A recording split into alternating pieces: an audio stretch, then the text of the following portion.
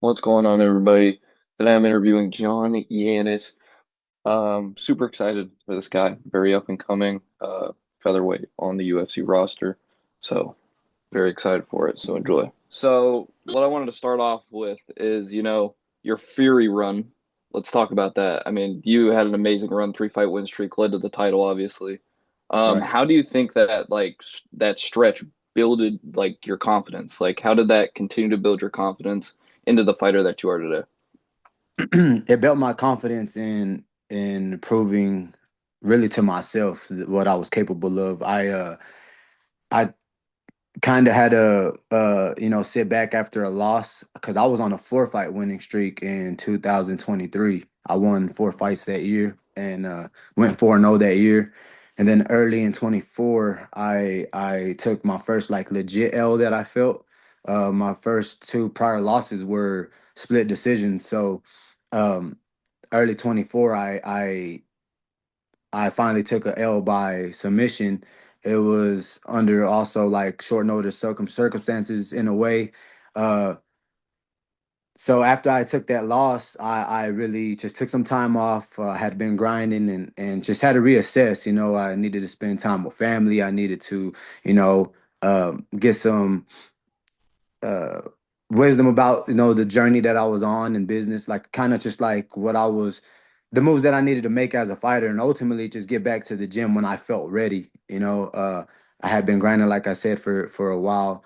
So when I took those few months off, I just reassessed and fell back in love with what I do on a daily basis and got that hunger back. And I was ready to show that, hey, because I took my first loss by submission in my career, um, I'm ready to show like what it takes to bounce back, and I still have something to prove, and I just fight with the chip on my shoulder every time I go out there. So that was really the beginning to that three fight run that I had towards the end of my Fury time there, um, in my recent run. So yeah, that was it. September of 24, I got back on the mission and had a knockout over Demas Choppa. And then a few months later, I knew a couple more like that would get me back into the picture. And I didn't waste any time. I told Eric Garcia that I want to get back in there against the best. Let's make it happen. I'm on a mission to the UFC. Let's get it. Perfect. I mean, all of that, watching back your fights, you can just tell. Like that, just like mean, just ready to go all the time. I loved it. Watching all your fights back yesterday. I mean, I went through through them all. They were all great. Yeah. Um, so I want to talk a little bit. I know, short notice has kind of been a big thing in your career.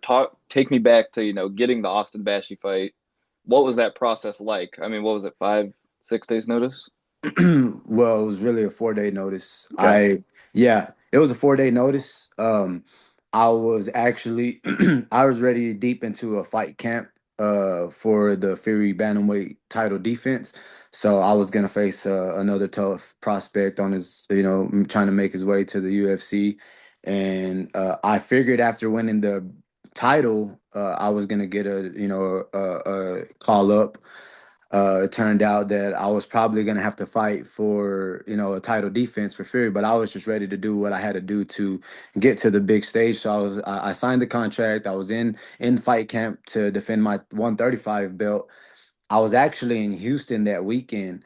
I go train at War Training Center in Houston at Tomball, and I was out there for the extended weekend of training and just enjoyed time with the family out there before school started back up, and just grinding the last 3 or 4 weeks of the training camp that I was in to fight for the Fury title defense. And then on my way back home on that Monday, I remember training Monday morning, and I was like 2 hour into the drive. Me and my family are on the way back home, 8 hour drive, and like 2 hours in, I get a call from my manager and Eric Garcia telling me that I had a fight in Vegas on Saturday. So it was an awesome experience. It didn't happen fully the way that I planned, but some things don't.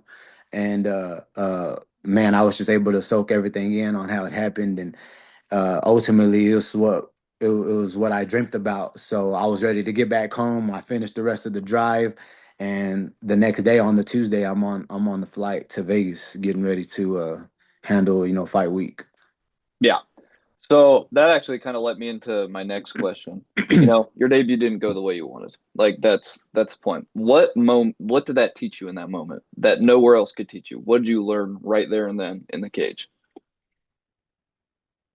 Uh, I learned that uh, uh, I've been here before. That's really the only thing that I could um, really recall. It's not something really learning new. The experience itself was new, but as far as what I was feeling emotionally, as far as what I was feeling physically, I wasn't going in there. Of course, no fighter goes in there feeling like they're gonna lose. That's just not what should be in a fighter's mind at all. And if you do have those doubts, they usually are at the beginning of the fight camp, maybe throughout the fight camp, you could think about everything possibly that could go wrong. But with preparation, training, and really just your mentality, I train all the time. So to get inside the cage on a short notice, my confidence was high. There was no excuse there. But taking it on a short notice against a prospect like Bashy at 145, I didn't want to look him up too much because I was like, look it, man, we're already here on fight week. It's time to Mhm. fight. My dream come true. I'm with the UFC. I want to go out there and make the most of this opportunity. And yeah, it didn't go my way, but the lesson learned from that experience was really more on kind of like the internal rather than like the experience itself.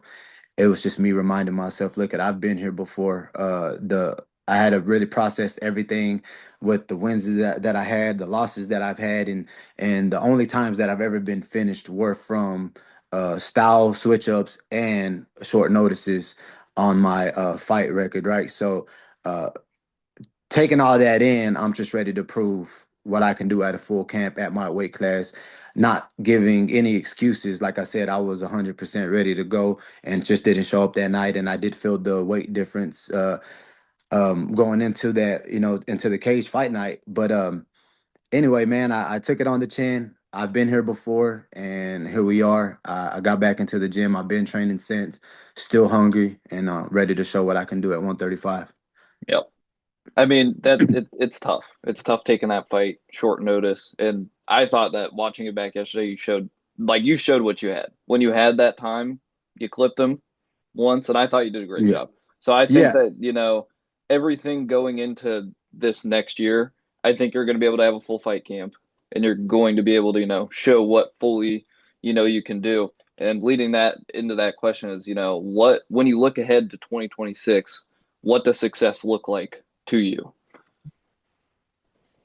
Success for me for 2026 is starting the year off showing exactly what I've been wanting to show for years now. That my hard work, my dedication, and the passion that I have for this fight game and the true fighting spirit that I have, I'm ready to show the whole world in 2026, early 2026. So if all goes well, I'll be fighting early in 2026, and a successful year looks like me getting my first UFC win.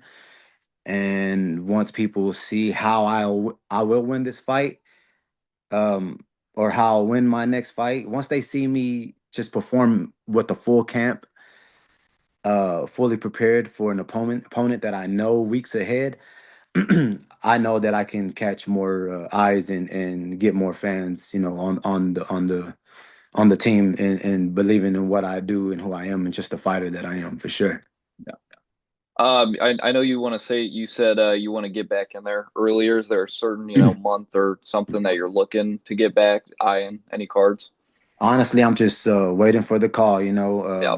I'm waiting for the call, and when it happens, like I'll be more than ready this time to take that camp head on. And I've just been hungry, like I said, since my last time in there. I'm ready to feel that feeling again, and in a way, I still feel like I haven't really introduced myself on the UFC level, and so I think that's really what stings me the most.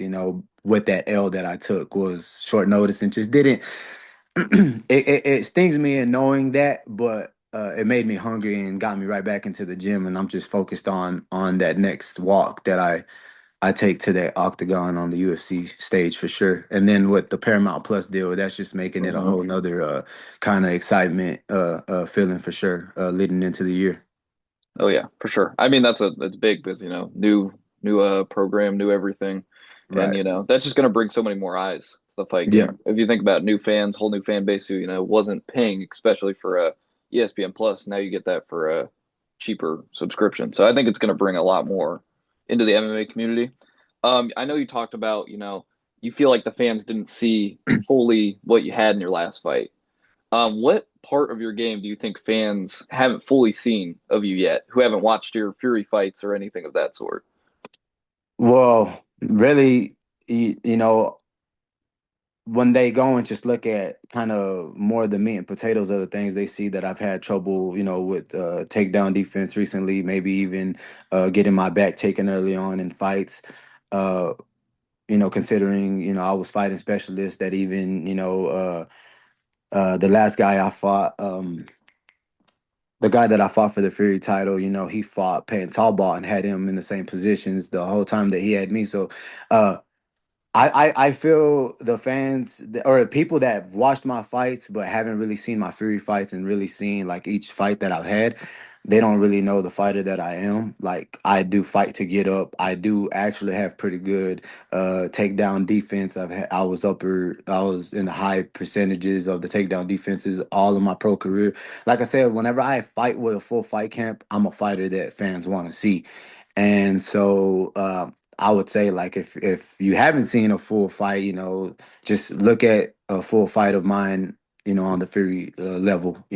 Any other of those losses, I mean, you'll see exactly the fighter that I am and that I can really be whenever I just when I show up and um fully prepared and just ready to go with knowing my opponents. Not to, like I said, not to give an excuse or anything like that, but I just know what I can do with a full fight camp. And so, I'm a knockout artist. I like to strike, I like to bang, I like to put on the shows, and a lot of guys that really my last, I don't know how many, the last couple years I feel like I've just been fighting guys shooting straight for the legs. Um that's how it's been for the past couple years, really, with my pro career. Nobody's really standing in front of me right now, or when they do, they pay big, and yeah, I'm just working on my skills to mitigate those takedowns. I've been uh you know busting butt in the gym trying to make it happen, and when the time comes for me to make that walk again, I'm gonna show exactly what I'm talking about. I'm the fighter that the fans want to see. 100%. I mean, I know that 100% because I mean, you watch your fights, you can't deny it. I mean, putting guys out absolutely cold. I mean, look at the edit I made for you yesterday. You watch that and you're just like, Yeah, holy shit, dude. Put them out. It's just like you can't deny it. And I think that, like, as I was saying, full fight camp, I know what's going yeah. to happen when time comes around. Right. And at the same time, like, and you look at the 135 division, I got a hand that can touch you on both sides. So if you look at my Mhm. highlight reels, I got a few knockouts with my left out code and a few knockouts with my right out code. So I'm dangerous from really both stances, and I just know the weapons that I got, and I'm only making them sharper. And I'm hungry to get back in there, man. I'm hungry to get back in there. I've been training, working hard, and like I said, since I've lost my, I mean, since I've my last fight, I took everything that needed to be taken in. I soaked in everything that needed to be soaking in, and yeah, I'm ready to get back on that level and show that I belong there. I know that we've talked about, your mindset, being hungry and that style that you bring. You want to stand and bang, but hey, don't doubt you on the ground, right? You finished a lot of fights. And do you go in hunting for that finish or does it just come naturally to you? Every time it comes naturally, I mean, that's what I want. Like, I want the finish, right? And I know I can get the finish, but I'm not looking to rush it either. I know when my guys are hurt, I know the punches that I throw, I'm real methodic about the power that I throw behind each punch. So I know when a guy gets touched by one of my punches, I know at that moment what I really threw it with, and I know really how much it stung them. So from there, I can really start stalking, and if I'm stalking you, that next one, if it lands, is your lights are going out. Yeah. Yeah. Um, so I only got a few more for you here. When you look at this division, what kind of fights do you feel like you could be put in to really make noise in this division? And what I mean by that is like stylistic matchups, any name, not a name, that's stupid. Just any, what fights do you feel like that you could be put into a position where you can make some noise in this division? Well, I will say this, that after I won the Fury title, a week or 10 days later to be exact, I got a call. Like that's when I thought I was gonna get my first walk. And it was the perfect timing at that time too, like as far as who I was offered the fight.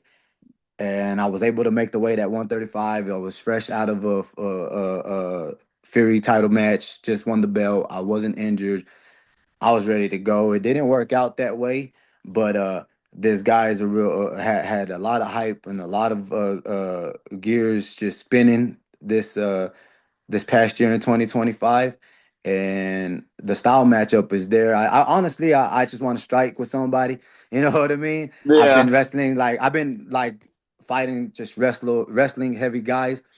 And with fighting those guys, I've just been defending takedowns. And I know it can get to that point. We're in the MMA fight, but man, I want to put on a show. And I know at the UFC level, there's multiple guys at 135 that are willing to stand in front of me and prove that they're the better striker than me. So, hey, whichever I mean, I'm not thinking the UFC is going to give me anybody ranked in the top 15 or anything like that. So, anybody outside of that want to put on a show, I'm with it, you know?